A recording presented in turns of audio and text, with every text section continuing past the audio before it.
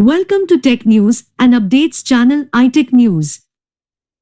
Vivo launched the V25 Pro, the company's latest smartphone in the V series in India, as it had promised. The phone has a 6.56-inch FHD plus 3D curved AMOLED screen with 120Hz refresh rate, 300Hz touch sampling rate, is powered by Dimensity 1300 SoC, has up to 12 GB of RAM and up 8 GB of extended RAM.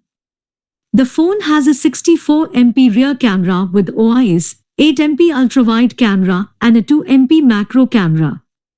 There is a 32MP front camera with IAF selfie. The phone packs a 4830 mAh battery with support for 66-watt flash charge fast charging. The Vivo V25 Pro comes in pure black and ceiling blue colors, is priced at 35,999 rupees for the 8 GB plus 128 GB model, and the 12 GB plus 256 GB model costs 39,999 rupees.